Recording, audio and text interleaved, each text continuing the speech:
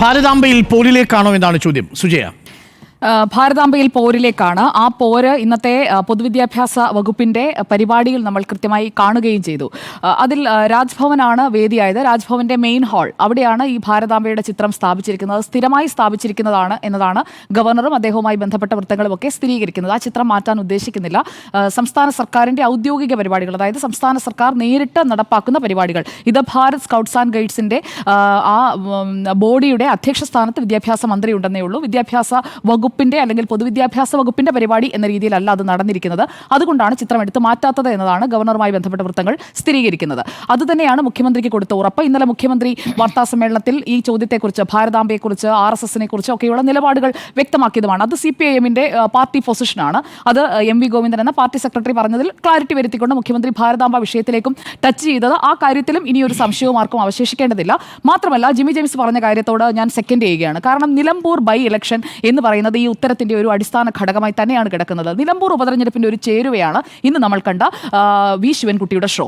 അതൊരു ഷോ തന്നെയാണ്. അതായത് നിയമസഭാ കയ്യാങ്കളി അന്നുണ്ടായ അതിനുശേഷമുള്ള ബെസ്റ്റ് പെർഫോമൻസ് ആണ് ഇന്ന് വി ശിവൻകുട്ടി അവിടെ കാട്ടിയത് എന്ന് തന്നെയാണ് എൻ്റെ ഇക്കാര്യത്തിലെ എൻ്റെ ഫസ്റ്റ് ടേക്ക് എന്ന് പറയുന്നത്. കാരണം വൈകി എത്തുകയും നേരത്തെ പോവുകയും അതിനിടയിൽ പറയാനുള്ള കാര്യങ്ങൾ കൃത്യമായി എഴുതി തയ്യാറാക്കി കൊണ്ടുവന്ന് വായിക്കുകയാണ് അദ്ദേഹം ചെയ്തത്. നമ്മൾ അദ്ദേഹത്തിൻ്റെ പ്രതികരണം, അതായത് ആ പ്രസംഗം, നമ്മൾ അതിൻ്റെ ദൃശ്യങ്ങൾ ആദ്യം കാണിച്ചത് റിപ്പോർട്ടറിലൂടെയാണ്.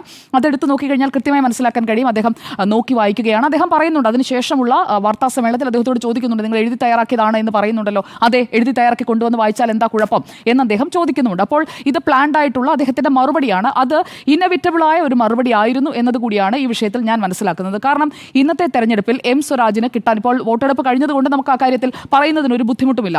M സ്വരാജിന് വോട്ട് കിട്ടാതിരിക്കുന്നതിന് വേണ്ടിയാണല്ലോ RSSുമായുള്ള ബന്ധത്തെക്കുറിച്ചൊക്കെ പ്രതിപക്ഷം വലിയ രീതിയിൽ പ്രചാരണം നടത്തി. അപ്പോൾ ഇന്നത്തെ ദിവസം ഈ ഒരു ഇവന്റ് വരുമ്പോഴേക്കും ഇന്ന് പെട്ടെന്നാണ് പോളിംഗ് ബൂത്തുകളിലെ നീണ്ട നിരയെക്കുറിച്ച്, അല്ലെങ്കിൽ പോളിംഗ് ബൂത്തുകളിലേക്ക് എത്തുന്ന ആളുകളെക്കുറിച്ച്, സ്ഥാനാർത്ഥികൾ ബൂത്തുകളിൽ കറങ്ങി നടക്കുന്നതിനെക്കുറിച്ച്, അല്ലെങ്കിൽ ആ തെരഞ്ഞെടുപ്പുമായി ബന്ധപ്പെട്ട രാഷ്ട്രീയ പ്രതികരണങ്ങളെക്കുറിച്ച്, അതുമാത്രമായിരിക്കും ഇന്നത്തെ ഒരു ദിവസം പോളിംഗ് ദിനം എന്ന നിലയിൽ സാധാരണഗതിയിൽ ദൃശ്യമാധ്യമങ്ങളിൽ വരിക.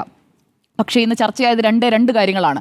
ഒന്ന്, ശശി തരൂർ തന്നെ ക്യാമ്പയിന് വിളിച്ചില്ല എന്ന് പറഞ്ഞ കാര്യം. രണ്ടാമത്തേത് ഈ ഭാരതാംബ വിവാദം. ഈ വിവാദത്തിൽ ഇന്നത്തെ ദിവസം ഇങ്ങനെ ഒരു സീൻ, അത് CPIMന് ആവശ്യമായിരുന്നു. അത് കൃത്യമായി സർക്കാരിന് ആവശ്യമായിരുന്നു. അത് കൃത്യമായി എക്സിക്യൂട്ട് ചെയ്യുകയാണ് വി ശിവൻകുട്ടി എന്ന പൊതുവിദ്യാഭ്യാസ മന്ത്രി അവിടെ ചെയ്തത് എന്നതാണ് ഈ വിഷയത്തിലെ എൻ്റെ ടേക്ക്. ഇവിടെ പരിസ്ഥിതി ദിനാഘോഷ പരിപാടി അത് ആക്സിഡൻ്റൽ ആയിരുന്നു. കാരണം പരിസ്ഥിതി ദിനാഘോഷ പരിപാടി ഷെഡ്യൂൾ ചെയ്യുന്നു. ജൂൺ 5-ാം തീയതിയാണ് പരിസ്ഥിതി ദിനം. 4-ാം തീയതി വൈകുന്നേരം ഇതാണ് ചിത്രം എന്നുള്ളത് അവിടെ എത്തിയതിനു ശേഷം കൃഷി വകുപ്പിന്റെ ഉദ്യോഗസ്ഥർ അയച്ചു കൊടുക്കുന്നു. മന്ത്രി കാര്യം മുഖ്യമന്ത്രിയോടുമായി, അതുപോലെ തന്നെ CPIയുടെ സംസ്ഥാന സെക്രട്ടറി ബിനോയ് വിശ്വം അടക്കമുള്ളവരുമായി സംസാരിക്കുന്നു. അതിനുശേഷം പരിപാടി അവിടെ നടത്തേണ്ടതില്ല എന്ന് തീരുമാനിക്കുന്നു. ഗവർണറുടെ ഓഫീസിനെ, അതായത് രാജ്ഭവനെ പിറ്റേ ദിവസം 5-ാം തീയതി രാവിലെ രേഖാമൂലം അക്കാര്യം അറിയിക്കുന്നു. പക്ഷേ ഇവിടെ അങ്ങനെയല്ല. ഈ പരിപാടി എന്താണെന്നും അതിലെ ഷെഡ്യൂൾ എന്താണെന്നും, മെയിൻ ഹാളിലാണ് പരിപാടി, മെയിൻ ഹാളിൽ ഭാരതാംബയുടെ ചിത്രം ഉണ്ടാകും. സംസ്ഥാന സർക്കാരിന്റെ പരിപാടികളിൽ വിളക്ക് കൊളുത്താറില്ല, വിളക്ക് കൊളുത്തുന്ന പരിപാടികളിലൊക്കെ ഭാരതാംബയുടെ ചിത്രം ഉണ്ടാകും എന്ന് പറയുകയും ഇന്നത്തെ ഈ പരിപാടിയിൽ വിളക്ക് കൊളുത്തലുണ്ട് എന്നത് നേരത്തെ തന്നെ മിനിറ്റ് ബൈ മിനിറ്റ് പ്രോഗ്രാം തയ്യാറാക്കാതെ രാജ്ഭവനിൽ ഒരു പരിപാടി നടക്കാറില്ല. അതുകൊണ്ട് ഇക്കാര്യങ്ങളൊക്കെ കൃത്യമായി അറിഞ്ഞു തന്നെയാണ്. അല്ലെങ്കിൽ ഇങ്ങനെ ഈ ഒരു പ്രസംഗം തയ്യാറാക്കി കൊണ്ടുവരാനായിട്ട് അങ്ങനെ ദിവ്യദർശനമൊന്നും കിട്ടാൻ സാധ്യതയില്ലല്ലോ വി ശിവൻകുട്ടിക്ക്, അല്ലെങ്കിൽ അദ്ദേഹത്തിന് ഈ പ്രസംഗങ്ങളൊക്കെ തയ്യാറാക്കി കൊടുക്കുന്നവർക്ക് അങ്ങനെ ദിവ്യദർശനം കിട്ടുന്ന ആരും കൂടെ ഉണ്ടെന്ന് ഞാൻ കരുതുന്നില്ല. എന്തായാലും ഈ വിഷയത്തിൽ ഇങ്ങനെ ഒരു പ്രതികരണം നടത്താൻ തന്നെ തീരുമാനിച്ചാണ് അദ്ദേഹം എത്തിയത് എന്ന് വേണം മനസ്സിലാക്കാൻ. മാത്രമല്ല, മുഖ്യമന്ത്രി ഇന്നലെ പറഞ്ഞ ഒരു കാര്യത്തിന്റെ തുടർച്ചയാണ്. മുഖ്യമന്ത്രി ഇന്നലെ പറഞ്ഞത് എന്താണ്? രാജ്ഭവനെ RSS ശാഖയാക്കരുത്. ഇന്ന് വി ശിവൻകുട്ടി പറഞ്ഞ വാചകത്തിലും അതുണ്ട്. അതുകൊണ്ടുപോയി RSS ശാഖയിൽ വെച്ചോട്ടെ എന്നാണ് പറയുന്നത്. അത് ഇവിടെയല്ല വെക്കേണ്ടത്, RSS ശാഖയിലാണ്. അത് മുഖ്യമന്ത്രി പറഞ്ഞതിന്റെ ഒരു തുടർച്ചയാണ് നമ്മൾ അവിടെ കാണുന്നത്. മാത്രമല്ല, ബ്രിട്ടീഷ് ഭരണകാലത്തുള്ള പ്രദേശങ്ങളുടെ ഭൂപടം പശ്ചാത്തലമായിട്ടുള്ള ചിത്രത്തെ, അതിനെ ആവർത്തിച്ചെതിർക്കുകയാണ് മുഖ്യമന്ത്രി ഇന്നലെ പറഞ്ഞതും വി ശിവൻകുട്ടി ഇന്ന് പറഞ്ഞതും തമ്മിലും ആ ഒരു തുടർച്ചയെ നമുക്ക് കാണാം. അപ്പോൾ ഈ പ്രതികരണങ്ങളെല്ലാം ചേർന്ന് പോകുന്നത് തന്നെയാണ്. അതുമാത്രമല്ല, ഗവർണറുടെ additional private secretary P Sreekumar 2-3 ദിവസം മുൻപ് ഒരു ദേശീയ ദിനപത്രത്തിൽ ഒരു ലേഖനം പ്രസിദ്ധീകരിച്ചിരുന്നു ഈ വിവാദങ്ങളുടെ ഒരു പശ്ചാത്തലത്തിൽ.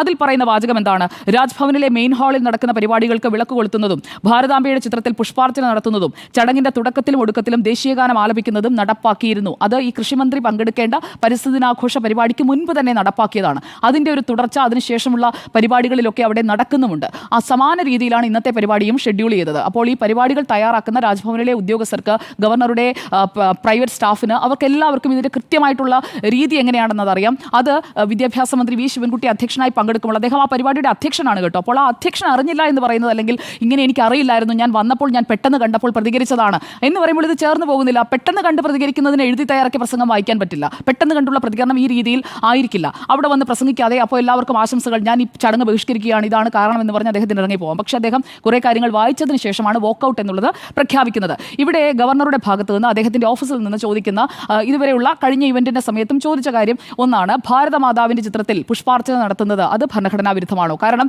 ചിത്രം വെക്കുന്നത് ഭരണഘടനാ സ്ഥാപനം എന്ന നിലയിൽ രാജ്ഭവനിൽ വെക്കുന്നത് അനുചിതമാണ് എന്ന ഒരു നിലപാട് സർക്കാർ എടുക്കുമ്പോൾ ഈ ചിത്രം അവിടെ വെക്കുകയും അത് സർക്കാരിന്റെ പരിപാടികളല്ലാത്തതിൽ അതിൽ പുഷ്പാർച്ചന നടത്തുകയും ചെയ്യുക എന്ന ഗവർണറുടെ വ്യക്തിപരമായ താല്പര്യം എന്ന് പറയുന്നത് അത് ഭരണഘടനാ വിരുദ്ധമാണോ എന്ന ഒരു ചോദ്യം ഉയരുന്നുണ്ട്.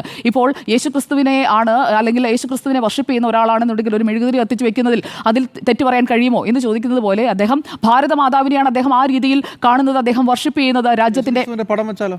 യേശുക്രിസ്തു, ഞാനതാ ചോദിച്ചത്, യേശുക്രിസ്തുവിന്റെ പടം വെച്ച് ഇപ്പോൾ അതിന് മുന്നിൽ ഒരു മെഴുകുതിരിയൊക്കെ കത്തിച്ച് വെച്ച് പ്രാർത്ഥിച്ചതിന് ശേഷം തുടങ്ങാനാണ് അടുത്തൊരു ഗവർണർ ആഗ്രഹിക്കുന്നതെങ്കിൽ അതും ഇതേ രീതിയിൽ തന്നെ എടുക്കേണ്ടി വരും. കാരണം അത് വ്യക്തിപരമായ താല്പര്യം എന്നുള്ള ഗണത്തിൽ ഞാനൊരു സമീകരണത്തിലേക്കാണ് വന്നത്. ഇപ്പോൾ അതാ ഞാൻ പറഞ്ഞു, അതും അംഗീകരിക്കപ്പെടണം. യേശുക്രിസ്തുവിന്റെ മുന്നിൽ മെഴുകുതിരി കത്തിച്ച് വെക്കുന്നതും ഭാരതമാതാവിനെ രാജ്യത്തിന്റെ ഏകതയുടെ പ്രതീകമായി കണ്ടുകൊണ്ട് ആരാധിക്കുന്നത് അദ്ദേഹത്തിന്റെ വ്യക്തിപരമായ സ്വാതന്ത്ര്യം എന്ന ഗണത്തിൽ, ഞാൻ പറയുന്നത് ഭരണഘടനാ സ്ഥാപനത്തിന്റെ അല്ലെങ്കിൽ ഭരണഘടനാ തലവൻ എന്ന നിലയിൽ ഭരണഘടനാ തലവൻ എന്ന നിലയിൽ അദ്ദേഹം ചെയ്യേണ്ട കാര്യങ്ങൾ ഒന്നാണ്, സർക്കാർ പരിപാടികളിൽ, ഔദ്യോഗിക പരിപാടികളിൽ ഭരണഘടന നിഷ്കർഷിക്കുന്ന രീതിയിലാണ് പരിപാടികൾ നടക്കേണ്ടത്. പക്ഷേ വ്യക്തിപരമായി അദ്ദേഹം ചെയ്യുന്നത് ഭരണഘടനാ വിരുദ്ധമാണെന്ന് പറയാൻ കഴിയുമോ? ആ ചോദ്യമാണ്. ഇത് പറയട്ടെ, സർക്കാർ നേരിട്ട് നടത്തുന്ന പരിപാടികളിൽ മാത്രമേ ഇത് സർക്കാരാണ് തിരിച്ചു പറയേണ്ടിരുന്നത്. സർക്കാർ അക്കാര്യം പറഞ്ഞിട്ടില്ല. ഗവർണർ പറഞ്ഞത് അതേപടി തൊള്ളതൊടാതെ വിഴുങ്ങിയാണ് ഇന്നലെ മുഖ്യമന്ത്രി വന്നിരുന്ന മറുപടി പറഞ്ഞത്. മുഖ്യമന്ത്രിയുടെ മറുപടി നമ്മൾ കേട്ടതാണ്. ഗവർണറുടെ ഓഫീസിൽ നിന്ന് അറിയിച്ചിട്ടുണ്ട്, സർക്കാർ പരിപാടികൾക്ക് ചിത്രമുണ്ടാകില്ല, വിളക്ക് കൊളുത്തില്ല. സർക്കാർ പരിപാടികൾക്ക് വിളക്ക് കൊളുത്തുന്ന പതിവില്ലല്ലോ. അല്ലാത്ത പരിപാടികൾ രാജ്ഭവനിൽ നടക്കുമ്പോൾ അതിൽ വിളക്ക് കൊളുത്തും, അവിടെ ഈ ചിത്രവും ഉണ്ടാകും. ഇതാണ് ഗവർണറുടെ ഓഫീസ് പറഞ്ഞത്. അത് നേരത്തെ തന്നെ സർക്കാരിനെ ഔദ്യോഗികമായി അറിയിച്ചതാണ്. അപ്പോൾ സർക്കാർ പറയണം അതും പറ്റില്ല, അത് ഭരണഘടനാ സ്ഥാപനം എന്ന രീതിയിൽ ശരിയല്ല എന്നൊരു നിലപാട് തിരിച്ചറിയിക്കുന്നില്ല മുഖ്യമന്ത്രി. അപ്പോൾ ഇങ്ങനെ ഒരു ഉറപ്പ് ഗവർണർ നൽകിയിട്ടുണ്ട് എന്നത് മാത്രമാണ് ഇന്നലത്തെ വാർത്താ സമ്മേളനത്തിൽ പറഞ്ഞിരിക്കുന്നത്.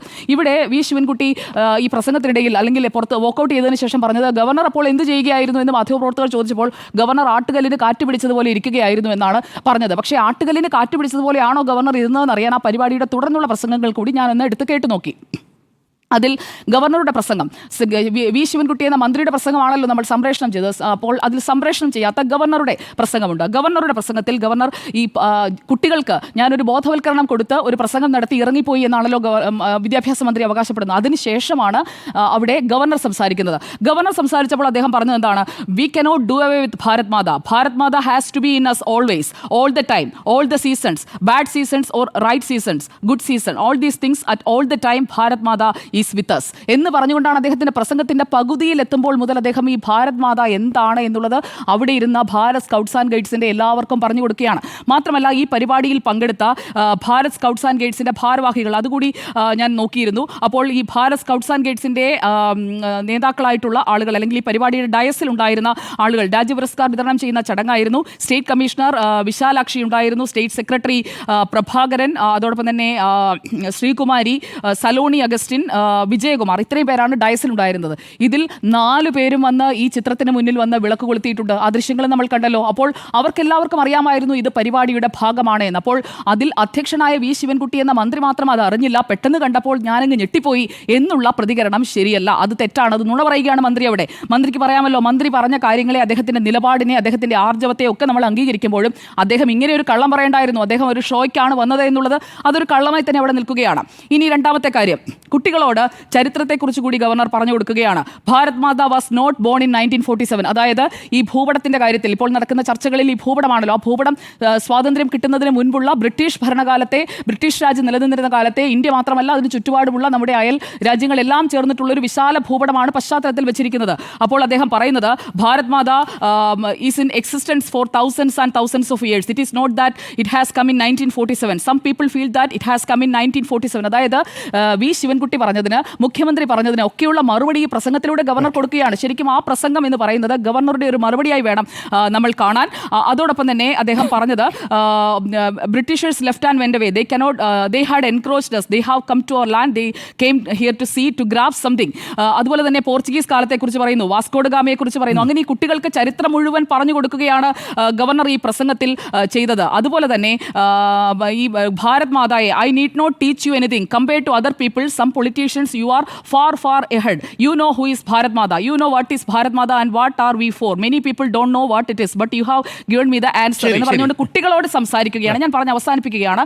ഭാരതാംബ എന്ന വിഷയത്തിൽ ഇക്കാര്യത്തിൽ ഗവർണർ ഇത്രയും തുറന്നു പറച്ചിൽ ആ പ്രസംഗത്തിൽ നടത്തുകയും ഇറങ്ങിപ്പോയ വിദ്യാഭ്യാസ മന്ത്രിയുടെ പ്രോട്ടോകോൾ ലംഘനമാണ് എന്ന നിലപാട്. കാരണം ഗവർണർ ഡയസിലേക്ക് എത്തുന്നതിന് മുൻപാണ് അവിടെയുള്ള സദസ്യരായാലും വേദിയിലുള്ളവരായാലും വന്നിരിക്കേണ്ടത്. അത് ഗവർണർ മാത്രമല്ല, ഭരണഘടനാ തലവന്മാരുടെ എല്ലാവരും പങ്കെടുക്കുന്ന പരിപാടികളുടെ കാര്യം അതാണ്. അപ്പോൾ അവിടെ പ്രോട്ടോകോൾ ലംഘനം നടന്നിട്ടുണ്ട്. അതിൽ മുന്നോട്ട് നീങ്ങുന്ന ഒരു നടപടി ഗവർണറുടെ ഭാഗത്ത് നിന്ന് ഉണ്ടാകുമെന്നത് ഉറപ്പാണ്. പുറത്ത് കയ്യടി കിട്ടുന്നത് വി ശിവൻകുട്ടിക്കാണെങ്കിലും ഇപ്പുറത്ത് എന്തും കൽപ്പിച്ച് എന്തും ചെയ്യാൻ ഉറച്ചു തന്നെയാണ് രാജേന്ദ്ര വിശ്വനാഥ് അർലേക്കർ എന്ന ഗവർണർ നിൽക്കുന്നത് എന്നതാണ് ഈ വിഷയം. സംസ്ഥാനം മാറിപ്പോയി, അത് കേരളമാണ്, ബീഹാർ അല്ല. നമ്പർ 1. നമ്പർ 2, അവിടെ ഇരിക്കുന്നത് ഗവർണർ ആണെങ്കിൽ പ്രോട്ടോകോൾ പാലിക്കും. ഇരിക്കുന്നത് സംഘപരിവാറുകാരനാണെങ്കിൽ ഇതേപോലെ അന്തസ്സോടുകൂടി കാര്യങ്ങൾ പറയേണ്ടത് വെടിപ്പായി പറഞ്ഞിട്ട് ഇറങ്ങി പോരുകയും ചെയ്യും. ഒരു കാര്യം കൂടി ചോദിച്ചോട്ടെ, ഇന്ന് ശിവൻകുട്ടി ചോദിച്ചത് ആദ്യം സുജയ് പറഞ്ഞൊരു കാര്യത്തിന്, ഇന്ത്യയുടെ അയൽ രാജ്യങ്ങളുടേതടക്കമുള്ള ഭൂപടമാണോ അവിടെ വെച്ചിരിക്കുന്നത് എന്ന് പറഞ്ഞാൽ എന്താ അതിന്റെ അർത്ഥം? ഇന്ത്യയിൽ നിന്ന് ഭിന്നിച്ചു പോയ രാജ്യത്തിന്റെ ഭാഗമടക്കം ഉണ്ടല്ലോ. അത് മാത്രമല്ലല്ലോ, ബാക്കി രാജ്യങ്ങൾ പാകിസ്ഥാന്റെ അല്ല, ബ്രിട്ടീഷ് ഭരണകാലത്തെ പ്രവിശ്യയാണ് കാണിച്ചിരിക്കുന്നത്, പശ്ചാത്തലത്തിൽ കാണിച്ചിരിക്കുന്നത്.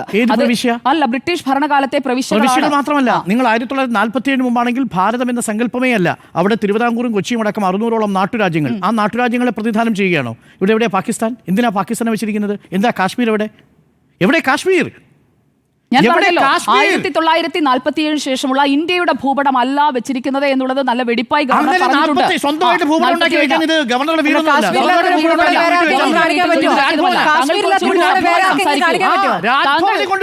താങ്കൾ നിയമസഭയുടെ ഡയസിൽ ചാടിക്കേറിയ വി ശിവൻകുട്ടിയുടെ നിലവാരം കാണിക്കാതെ അദ്ദേഹത്തിന്റെ നിലവാരമൊക്കെ ലോകം മുഴുവൻ കണ്ടത്. അതെ, ചാടിക്കേറിയ വി ശിവൻകുട്ടിയെ ആരാധിക്കുന്ന പറയാൻ കഴിയൂ. ഗവർണർ ഭൂപടം വയ്ക്കാൻ രാജ്ഭവനിൽ ഗവർണർക്ക് എന്ത് അധികാരം?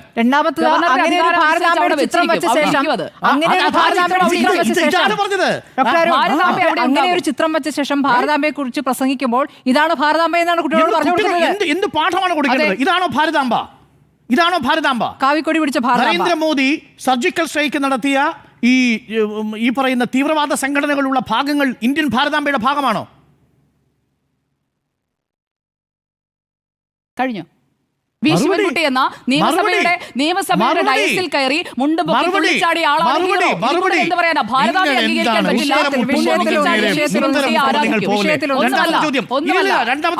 നിങ്ങളിപ്പോൾ വർഷിക്കുന്ന ആളുടെ ഓർമ്മിക്കണമല്ലോ. ആരാണ് വി ശിവൻകുട്ടി? എന്ത് മാന്യതയാണ് അദ്ദേഹത്തിനുള്ളത്? മാന്യതയൊന്നും പഠിപ്പിക്കാൻ വി ശിവൻകുട്ടിയുടെ മാന്യത കേരളം കണ്ടതാണ്, ലോകം കണ്ടതാണ്. സംസ്ഥാന നിയമസഭയെ ലോകത്തിന് മുന്നിൽ താഴ്ന്നിപ്പിച്ച ഇതും കേരളമാണ്. കേരളത്തിൽ അല്ല, ഇത് പറ,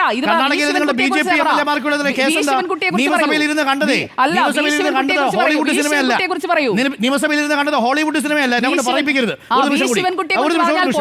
ആ പണി എന്തായാലും ശിവൻകുട്ടി കാണിച്ചിട്ടില്ല. ആ പണി ശിവൻകുട്ടി കാണിച്ചിട്ടില്ല. കർണാടക നിയമസഭയിൽ ഇരുന്ന് പോൺ ചിത്രം കണ്ട BJP MLA ശിവൻകുട്ടി കാണിച്ചിട്ടില്ല. ഒരു കാര്യം കൂടി, ഇന്ന് ശിവൻകുട്ടി ചോദിച്ച ചോദ്യം ഉണ്ടല്ലോ, ആ കാവിക്കുടി പിടിച്ച് നിൽക്കുന്ന വനിത ആരാ? ആ കാവിക്കുടി എങ്ങനെ വന്നു? ആ കാവിക്കൊടി രാജ്യത്തിന്റെ സന്യാസി പരമ്പരകളുടെ ഒക്കെ പാരമ്പര്യത്തിന്റെ ഭാഗമായി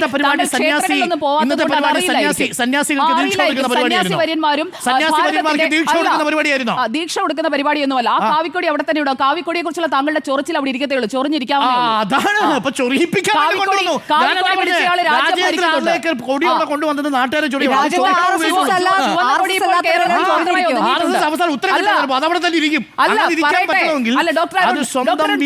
ചോദിക്കണം. ഉത്തരം അത് കേൾക്കാനായിട്ടുള്ള സഹിഷ്ണുത കൂടി കാണിക്കണം. ചോദ്യം പറയൂ, ചോദിച്ചിട്ട് അങ്ങോട്ട് കാവിക്കൊടി. പോവുകയല്ല വേണ്ടത്. കാവിക്കൊടി, ഭാരത് സ്കൗട്ട്സ് ആൻഡ് ഗൈഡ്സിൽ കാവിക്കൊടിയുടെ പ്രാധാന്യം പറഞ്ഞു. ഭാരത് സ്കൗട്ട്സ് ആൻഡ് ഗൈഡ്സിൽ എന്നുള്ളതല്ല. കാവിക്കൊടി അല്ലേ? എന്ന് പറയുന്നത് ഭാരതീയ സംസ്കൃതിയുടെ ഭാഗമാണ്. അതിവിടെ ഉണ്ടാവും, പണ്ടുണ്ടായില്ല, ഇന്നും ഉണ്ടാകും, ഇനിയും ഉണ്ടാകും. എന്താ ഭാരതീയ പിന്നെ കാവിക്കൊടി മാത്രമേ ഉള്ളൂ? ഞാൻ പറയട്ടെ, മറ്റു കൊടിയൊക്കെ അവിടെ ഇരിക്കട്ടെ. ചുവപ്പ് കൊടിയൊക്കെ ബംഗാളിൽ നിന്നുള്ള കീറി എറിഞ്ഞ് ഇപ്പൊ കേരളത്തിൽ മാത്രമേ ബംഗാളിൽ കേരളത്തിൽ എങ്ങനെയാണ് നിങ്ങൾ കാവിക്കൊടി ഇന്ത്യൻ സംസ്കൃതിയുടെ മാത്രം ഭാഗമാക്കുന്നത്? ചുവന്ന കൊടി ത്രിവർണ്ണ പതാക വേണ്ടേ നിങ്ങൾക്ക്? അല്ല, ചുവന്ന കൊടി ത്രിവർണ്ണ പതാക എവിടെ? പറയട്ടെ ചുവന്ന കൊടി അങ്ങ് ബംഗാളിലും ത്രിപുരയിലും എല്ലാം ഒളിച്ചു മടക്കി വെച്ച് പാർട്ടി ഓഫീസിൽ കൊടുത്തു കഴിഞ്ഞ് കേരളത്തിൽ മാത്രം ഒതുങ്ങിയ ഒരു പാർട്ടിയുടെ കൊടിയെക്കുറിച്ച് പറഞ്ഞുകൊണ്ടിരിക്കുകയാണ്.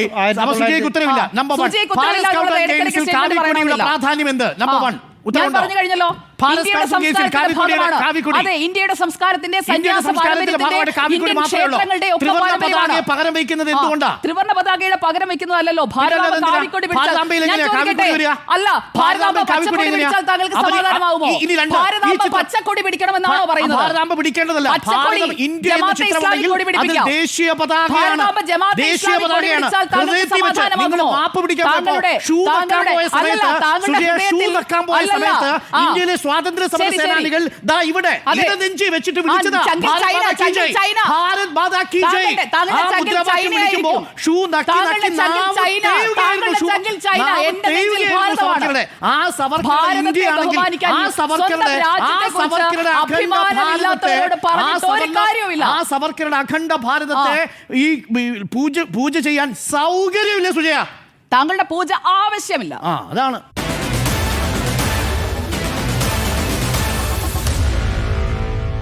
Meet the editors.